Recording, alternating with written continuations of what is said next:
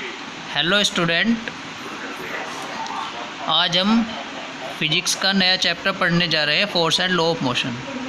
आपके सितंबर के जो हाफ ईयरली एग्ज़ाम होंगे उसमें हमारे दो चैप्टर ही आएंगे, motion and force and law of motion.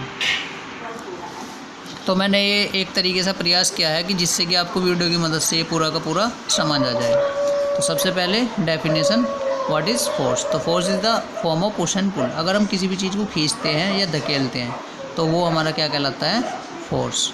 अब फोर्स के असर क्या क्या होते हैं। Effect of force, a force may move a body at rest. अगर कोई भी बॉडी रेस्ट में मतलब रुकी हुई है तो फोर्स के द्वारा उसे उसकी जगह से हटाया जा सकता है।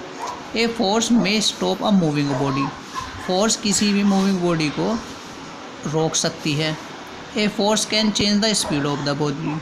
कोई भी फोर्स जो है इस बॉडी की स्पीड को चेंज कर सकता है। Force can change the direction of the moving object. अगर कोई भी ऑब्जेक्ट मूव करता है तो फोर्स लगाकर उसकी डायरेक्शन को बदला जा सकता है। ए फोर्स में change the size and shape of the moving body. Force लगाने से हम किसी भी की बॉडी के शेप और साइज को बदल सकते हैं। जैसे कि आपने मान लो कोई बैलून लिया और उसे हवा भर दी, अगर आप उसे दोनों तरफ से खींचते हो तो आप क्या देखते हो, उसका शेप और साइज बदल जाता है।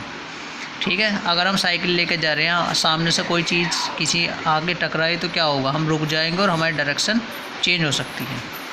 टाइप्स ऑफ फोर्स, तो फोर्स कितने टाइप का होगा, balance force and unbalance force. तो दो तरीके का फोर्स होता है, बैलेंस एंड अनबैलेंस। तो सबसे पहले हम बैलेंस फोर्स के विषय में पढ़ेंगे। If the resultant of all the forces acting on a body is zero.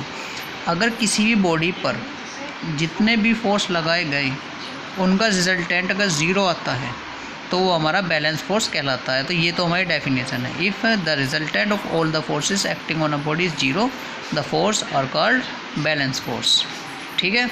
इसका एग्जांपल है कि अगर दो आदमी एक रस्से को दो तरफ से बराबर फोर्स लगा के, सपोज़ करो अगर मान लो हमारे पास एक रस्सी है, ये कोई भी ए ऑब्जेक्ट है और ये कोई भी बी है।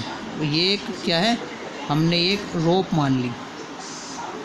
अगर ये ए पर्सन इस रोप पर 1 न्यूटन फोर्स लगाता है और ये बी पर्सन भी यहाँ पे 1 न्यूटन फोर्स लगाता है, तो क्या होगा, इसका रिजल्टेंट हमारा ज़ीरो होगा। तो इस टाइप के फोर्स को हम क्या बोलेंगे, बैलेंस फोर्स। तो क्या बोलेंगे इस टाइप के फोर्स को, balance force. Come to the next phase, unbalance force. If the resultant of all the forces acting on a body is not zero, the force is called the unbalance force. कोई भी force अगर किसी भी object पर हम लगाते हैं और उसका रिजल्टेंट जीरो नहीं होता तो वो हमारा अनबैलेंस फोर्स होता है। पेन यहाँ पर रखा हुआ है, इसे पेन को मैंने हाथ से उठा लिया, अनबैलेंस फोर्स है। कॉपी को अपनी जगह से इधर उधर ले जा रहा हूँ, ये क्या है, अनबैलेंस फोर्स है। अब ये तो अभी तक का हुआ हमारा फोर्स के विषय में। अब हम पढ़ेंगे Newton's law of motion. Newton's law of motion, Newton's एक वैज्ञानिक का नाम है। इन्होंने मोशन के रिलेशन में 3 लॉ दिए थे।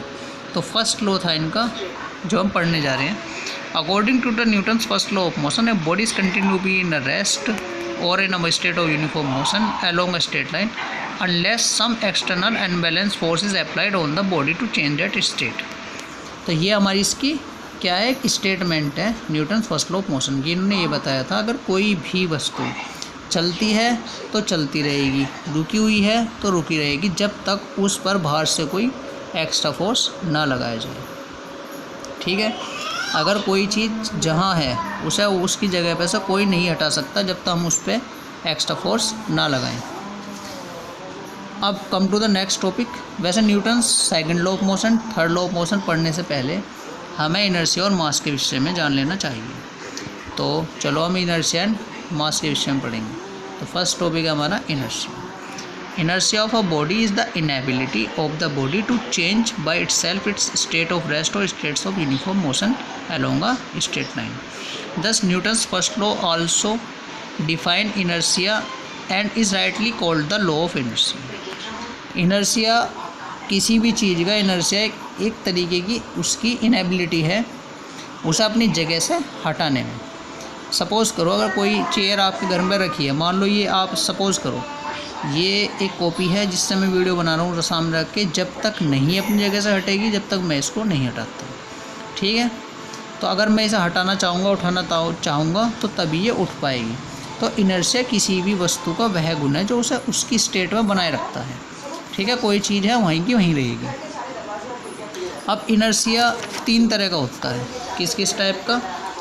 3 types of inertia. Inertia of rest, inertia of motion and inertia of direction.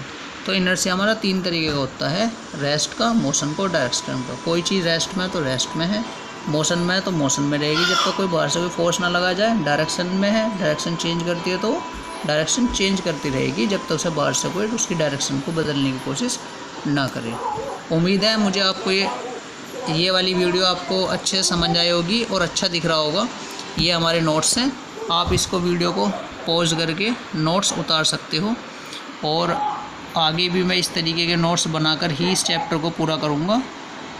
ठीक है, तो मैं इसे कैमरे को एक जगह रोक के आपको नोट्स भी दिखा रहा हूँ। ये देखो, सारे के सारे हमारे नोट्स हैं, आपको उतारने हैं। Thank you very much.